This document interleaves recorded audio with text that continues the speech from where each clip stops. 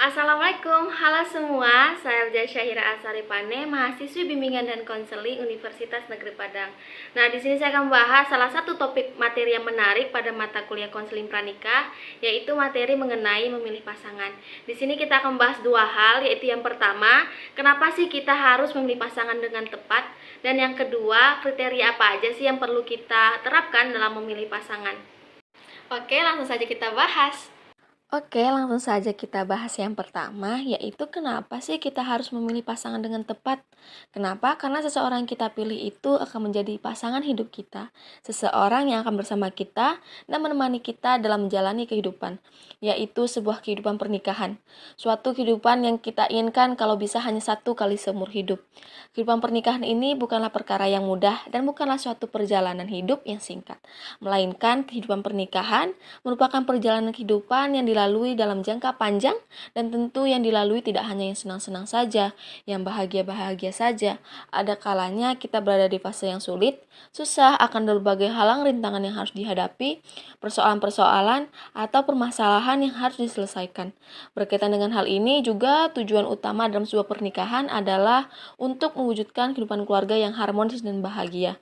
Nah, untuk menjalani kehidupan pernikahan yang bahagia dan tentunya mewujudkan tujuan pernikahan itu, kita memerlukan pasangan yang tepat. Oleh karena itu sangat-sangat penting bagi kita bersikap selektif dalam memilih pasangan. Jangan sampai salah pilih dan membuat kita tidak bahagia dalam menjalani kehidupan. Lalu, apa aja sih yang dapat kita jadikan sebagai kriteria dalam memilih pasangan yang tepat? Ada dua hal mendasar yang dapat kita jadikan sebagai kriteria dalam memilih pasangan, yaitu pertama, seorang tersebut adalah seseorang yang kita cintai dan antara diri kita dan pasangan juga saling mencintai. Kenapa hal ini penting? Karena sebuah hubungan yang tanpa didasari oleh rasa cinta dan kasih sayang tidak akan bertahan lama. Dan seseorang yang menjalani hubungan seperti itu juga tidak akan bahagia. Dan yang kedua, adanya kecocokan di antara dirimu dengan pasangan. Hal ini penting, kenapa? Karena apabila tidak ada kecocokan, maka bagaimana dirimu dengan pasangan akan menjalani kehidupan bersama? Hubungan yang didasari tanpa adanya kecocokan ini berpotensi terjadinya banyak pertengkaran. Dan ujung-ujungnya, hubungan juga tidak akan bertahan lama dan kita yang menjalaninya juga tidak akan bahagia. Tentu, kedua hal itu saja tidak akan cukup untuk menjadi kriteria kita dalam memilih pasangan. Ada sebuah ungkapan lama yang dapat kita jadikan dalam memilih pasangan, dan sampai sekarang hal itu masih bisa berlaku loh, yaitu ungkapan pilihlah pasangan berdasarkan bibit, bebet, dan bobotnya. Apa sih bibit, bebet, dan bobot itu? Yang pertama yang akan kita bahas yaitu bibit. Bibit ini diartikan sebagai asal-usul atau garis keturunan.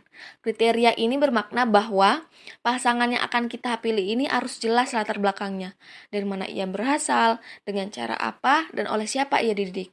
Karena bagaimanapun percaya atau tidak percaya, karakter atau watak seseorang ini sedikit banyaknya berpotensi diturunkan dalam keluarga.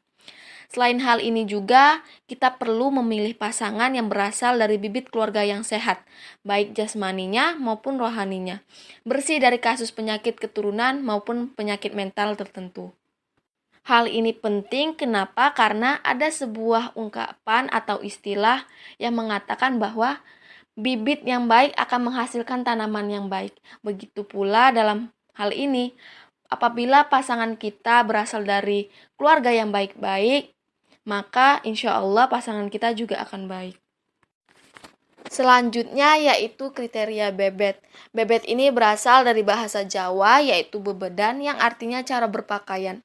Hal ini bukan hanya bermakna bagaimana cara seseorang tersebut berpakaian, tetapi juga bermakna bahwa bagaimana cara seseorang itu menampilkan dirinya, yang mana hal itu dapat menggambarkan personality seseorang tersebut, bagaimana perilakunya dan kepribadian yang dimiliki oleh seseorang tersebut. Selain itu juga kriteria ini bermakna bahwa memilih pasangan juga dapat dilihat dari bagaimana penampilan seseorang tersebut, yaitu penampilan secara fisik menarik. Kenapa? Karena tanpa kita sadari bahwa pasangan yang menurut kita menarik penampilannya akan membuat kita lebih bahagia. Dan terakhir, dan merupakan kriteria yang paling penting dibandingkan kriteria sebelumnya, yaitu bobot. Bobot ini diartikan sebagai kualitas diri, bagaimana kualitas diri pasangan kita. Kriteria ini bermakna bahwa dalam memilih pasangan, kita harus melihat bagaimana kualitas dirinya. Hal ini dapat kita lihat dari bagaimana pendidikannya, bagaimana status sosial di masyarakat, bagaimana pekerjaannya, bagaimana kemampuan ekonominya, dan yang paling penting adalah bagaimana keimanannya. Seberapa dekat sih ia dengan Tuhannya? Jadi kriteria ini tidak hanya berbicara mengenai hal duniawi saja, tetapi juga akhirat. Sudah mampukah pasangan kita untuk memimpin kita? Sudah mampukah ia memenuhi kebutuhan kita, baik kebutuhan lahir, batin, dan material? Dan sudah mampukah ia mengimami kita? Karena tujuan hidup ini bukan hanya dunia saja, tetapi juga akhirat. Sehingga kita dapat meraih kebahagiaan dunia dan akhirat bersama pasangan kita.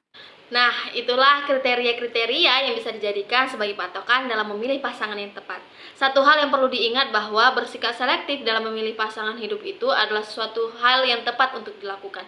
Meskipun luar sana menganggap bahwa pilih-pilih dan selektif dalam memilih pasangan itu cenderung negatif. Namun hal ini tepat kok untuk dilakukan. Jangan ragu untuk bersikap selektif ya teman-teman. Jangan sampai kita salah pilih dan buat kita tidak bahagia. Sekian dulu pembahasan dari saya. Sampai jumpa. Assalamualaikum.